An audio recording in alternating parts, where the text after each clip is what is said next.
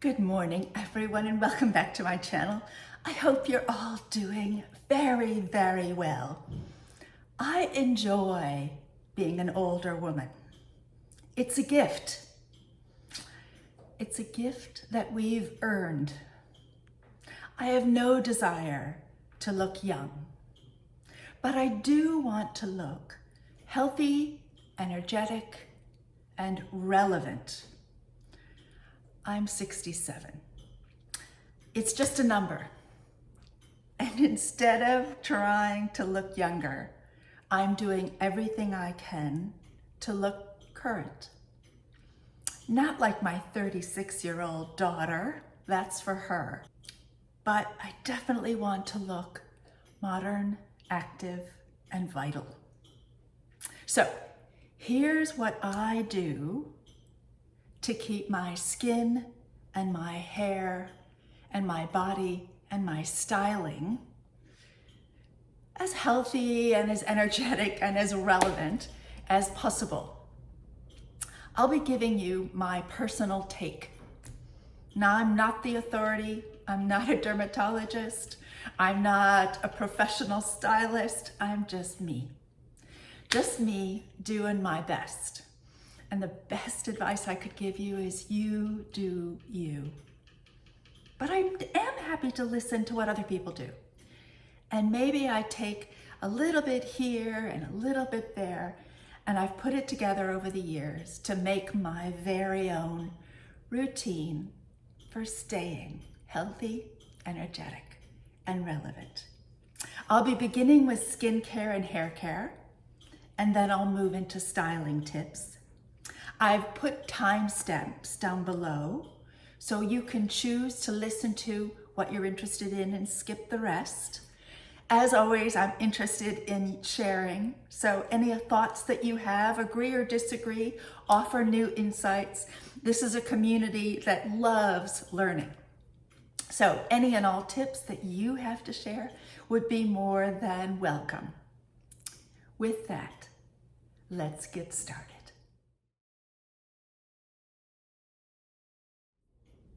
As we get wiser and wiser and wiser, less is definitely more when it comes to makeup. Thankfully, the current take on makeup is a very, very light hand. And to help me make the transition from what I used to do to what I do today, I remember someone recommended to me, just decide what's the most important. So I looked at this rather voluminous bag of goodies that I used to put on my face every single day. And as suggested, I chose the 2, 3, or 4 most important ones I couldn't live without. So I'm talking about everyday makeup. When I do my face for these videos, if you've ever filmed yourself, you know you have to put on more makeup in order to look alive. So what I'm wearing for you is much more than I wear on a day-to-day basis. On a day-to-day basis, I really focus on what I think are my best features, which I think for me are my eyes. So I will always put on mascara. And then I'm interested in creating a little bit of fullness here. So I'll wear a blush, number 2. I'll probably look for, yucky little bits that need to be covered up. So I'll use some sort of cover up. And finally, I'll always put something on my lips. When I forget to wear lipstick, or if I wear the wrong color, my friends will say, "Are you feeling all right?" So I know that I need lipstick. Maybe it's the olive skin. If I'm tired or not feeling well, it goes kind of yellow, which isn't a good look. So those are the 4 things that I choose to do daily, the ones that I can't live without.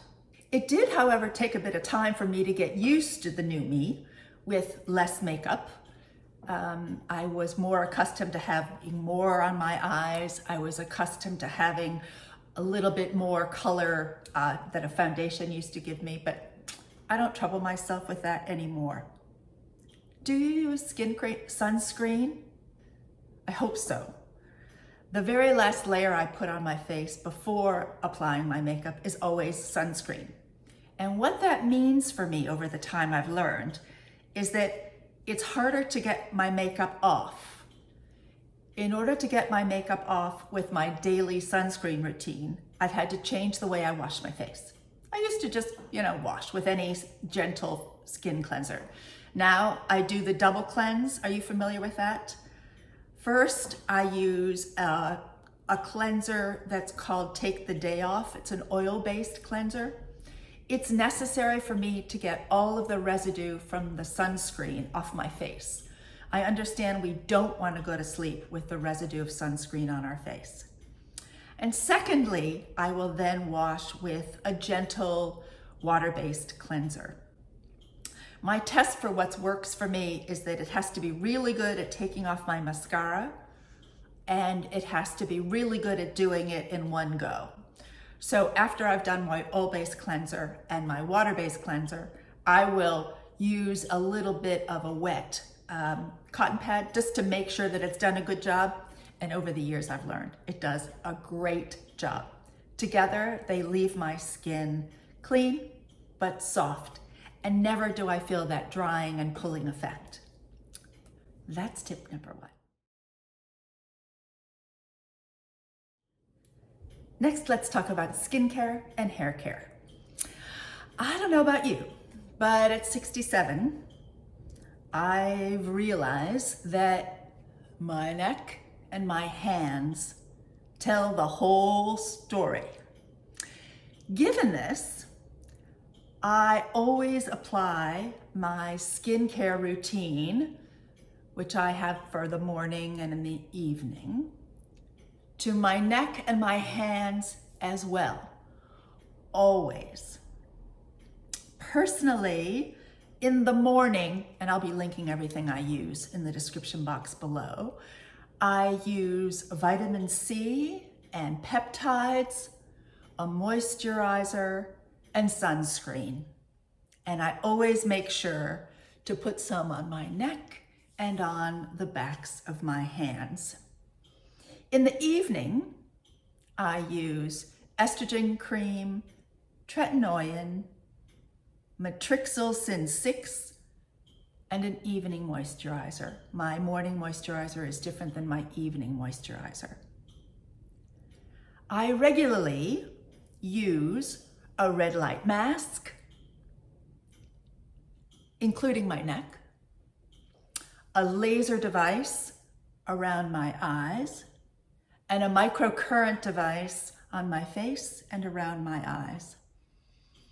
It takes time, but I think it has really paid off. My hair, nothing special. My hair has gotten thinner and thinner and thinner and thinner as time's gone on. So I use minoxidil sort of 5 out of 7 nights a week. I make a part and I put it in a little spray bottle and I spray it into these parts. And I feel that over the years, minoxidil, and I use the one for men, not the one for women, because I understand they're the same. And men is always cheaper. They call it the pink tax. Anyway, I use minoxidil 5 or 7 times a night. I try to use a hair mask once a week. I think it nourishes my hair, particularly in the summer. We love the sun and the water, and I feel my hair is always destroyed by the end of the summer. I try to wash my hair as frequently as I can. I always wash my hair before I do a video though, so you're not getting dirty hair. And I go to my hairdresser for a trim every 10 weeks or so. Now let's turn to styling and fashion, my favorite subjects. My favorite rule in styling is add a third item for interest and to look complete. So before you walk out the door, take that last look at yourself in the mirror. Let's say you're wearing a shirt and a pair of jeans. Look in the mirror and decide what third piece to add. It might be a blazer, it might be a scarf, it might be a belt, or maybe even sunglasses or a bag, the bag that makes the outfit. This third item completes your outfit, makes it more interesting, makes it modern, and it's the difference between getting dressed and styling yourself. And you deserve to be styled.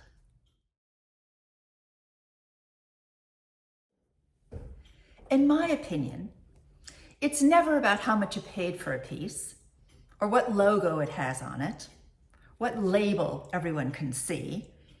It's always about the fit. Fit is where you'll get your confidence from.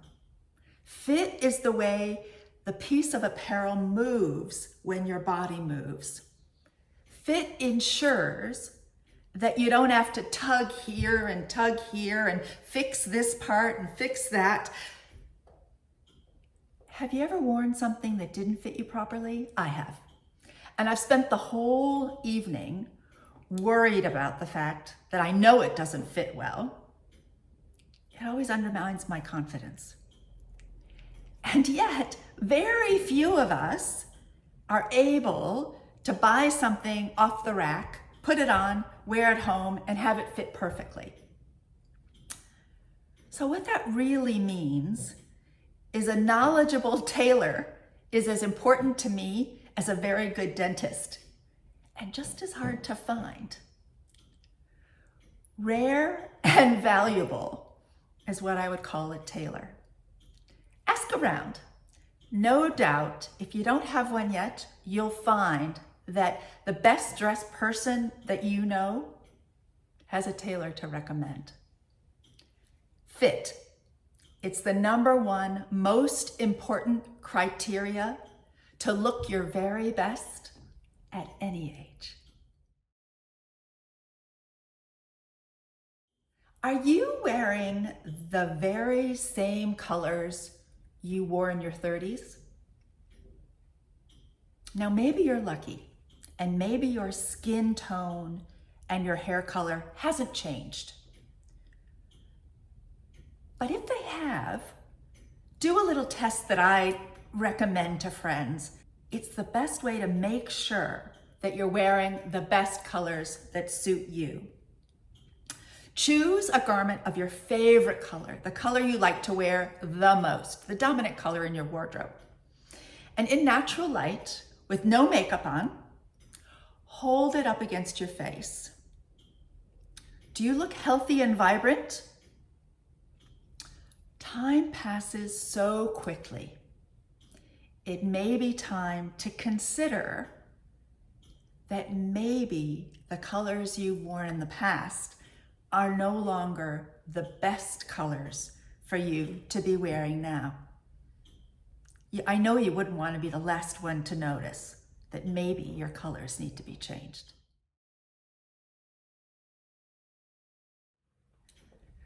I learned to love fashion from my grandmother. My grandmother got dressed up every day, even if all she was going to do was clean the house. But she was dressed. I also learned this from my grandmother. You may have noticed this in a video. If I'm talking about fabric and I want to explain something to you, I always do this. And she did too when she was talking about fabric. She would explain to me how important it was that you felt a fabric. She was so aware of how certain textures and fabrics felt against our bodies. I learned from her that getting dressed is really all about color and texture. How a piece of clothing feels against your body will determine how you move in the world. That's the luxury. Luxury is how the fabric feels. And the feel creates comfort and confidence. I love texture. If we were talking about putting together a monochrome outfit, I would be talking about the variety of textures available to us in the autumn and winter to create really interesting monochrome outfits. I even think about texture when I'm talking about accessories. And this season, I love croc, I love suede, I love smooth leathers, but I avoid virtually all pattern. For me, texture is powerful. For me, most patterns are aging, not in a good way.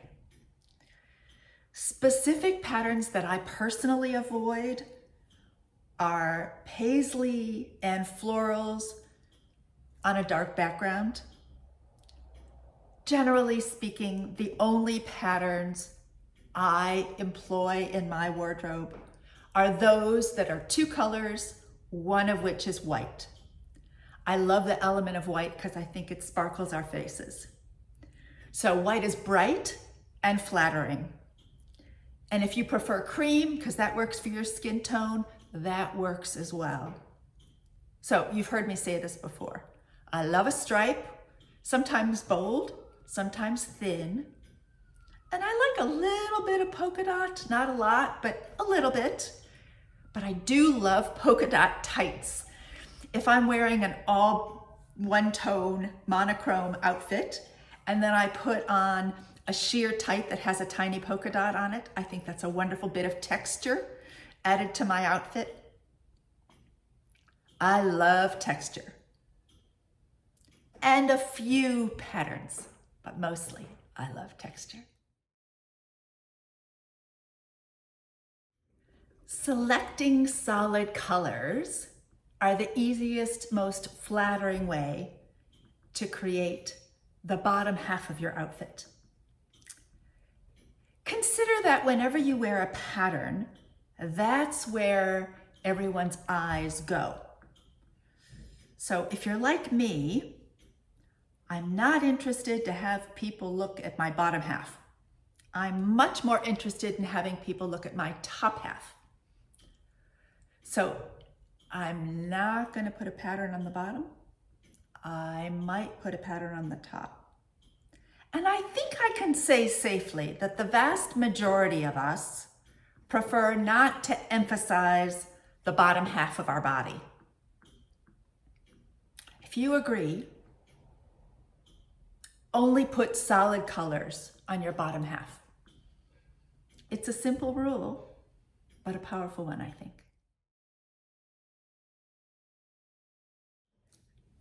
I love layering, especially in the autumn and winter. And layering a white tee under a crew neck or a V-neck sweater lights you from within. It's the greatest little styling tip. I recently did a whole video on layering, so I'll link it up above and I'll link it in the description box below. I love layering with a white tee. It brightens your face, it becomes your personal lighting director, and it even creates bold contrast under your colorful crew neck or V-neck sweater. Now, if you've put your tee under your crew neck sweater and you're not seeing it peek through, it can be frustrating sometimes. Try turning your t-shirt around. Usually, when white t-shirts are designed, the front is a little bit lower than the back. So if you're unable to get that little white or color to peek above your crew neck sweater, just turn your t-shirt around and see if that works. It's a really fun styling tip, and I find it works virtually every time. Layering up with a white tee is genius. People frequently ask me about whether or not they need to match their leathers or their metals in an outfit. Modern take is that metals don't need to match. You can wear gold earrings and a silver bangle and that's fine. Similarly, black shoes, leather shoes with a brown belt are fine. And that's the modern take. My personal take is somewhat different. My take is I will never match more than 2 items in the outfit. So let's say, I'm going to use an extreme example. I'm wearing red shoes with a gray outfit. I might wear a red earring, but I certainly would not wear red shoes, red belt, red bag, red earring. That to me is definitely too much matchy-matchy. If I were wearing a dark brown outfit and I wanted to add a snakeskin belt, I might wear a pair of snakeskin shoes because that's no more than two pieces matching in the outfit. That's my personal take. Matchy-matchy is never a good idea in my opinion, but two items matching works for my eyes. Let me know what your thoughts are on the whole subject of matchy-matchy. Do you have that one outfit that you just love? Your favorite outfit, it's probably in that capsule wardrobe section of your closet, and you wear it over and over and over again? I do. No one remembers what you wear. They don't remember if you're wearing exactly the same outfit for this event or that event. But what they do remember is the energy you emitted when you arrived. Do you have an iconic style? I bet you do. Think about what outfit, what combination of pieces makes you feel strong and confident every time you put it on. So, for example,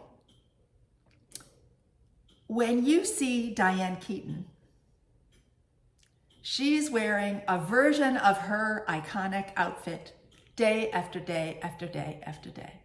Or Audrey Hepburn, or Katharine Hepburn. They all have a clear, unique to them, iconic style that they just do over and over and over again. Getting dressed and buying items is easy once you define your own personal style. I've done a video on the subject if you want to take a look. The easiest way for me to define personal style is to find someone who you admire the way they dress and begin to really notice the pieces that they put together. You'll find they repeat a lot. They never reinvent, they simply refine what they wear. Come up with the 3 words that describe the sort of items you like to buy, what you like to wear. For example, my 3 words are classic, architectural, and feminine. Everything I wear is a combination of those 3 words. Confidence comes from feeling that you know exactly what makes you feel strong, feel powerful, feel beautiful. And wearing it over and over and over again is the easy way to manage your wardrobe. Creating your personal style might be just doing a regular statement piece. Choosing that statement piece that you really love and wearing it regularly. I have a girlfriend, I've referred to her before. She loves a cuff. You rarely see this beautiful friend of mine without a cuff. She has a collection. I would say my iconic statement piece is my lipstick. When I don't wear it, people think I'm ill. I think I need it, and I love it. It's the one thing I always wear. I may not be getting the rest of my outfit right, but hopefully I've got my lipstick right. For you, it might be what you love, what you buy the most of, what makes you happy. Forget about getting the whole outfit right. Maybe just identify that one statement piece. Maybe you're going to look for great earrings, or you're going to really work on choosing the perfect lip gloss. Whatever little thing it is that might become part of your personal style, the basis of it. Choose a statement piece. It's fun and it's easy to repeat over and over and over again. Nothing should jiggle, nothing should droop, nothing should bulge. Remember this when you check your outfit before you leave the house. Our undergarments are beautifully critical to us looking our beautiful, most modern self. Everything has to be smooth, comfortable, supportive, and well fitted. It always pays to have expert help when purchasing undergarments. Buy quality, the best quality you can afford. Wash them carefully. Personally, I find they're best washed when I wash them by hand and hung to dry. It's such an easy little thing, but it's so critical to wear beautifully fitted undergarments always.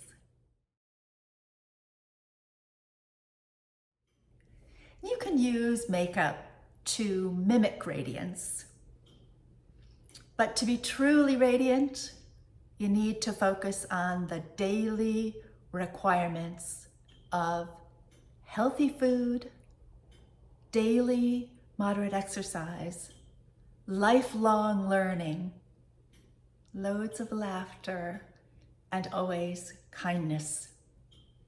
You can apply makeup to amplify your radiance. So use it if you wish, but don't forget, the most important factors come from the inside. That's it for me. Thank you, as always, so much for watching. If you have any questions or any comments, do leave a comment in the comment section below. If you haven't yet subscribed and you like the video and you'd like to join our family, please hit the subscribe button and the bell to ring to alert you that indeed a new video has been uploaded. Let me know what you liked, what you didn't like. I love sharing. I love learning from you as well. So if you have any tips that I haven't thought of that you'd love to share, please do so.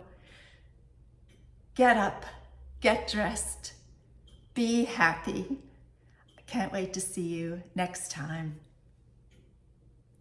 Bye-bye.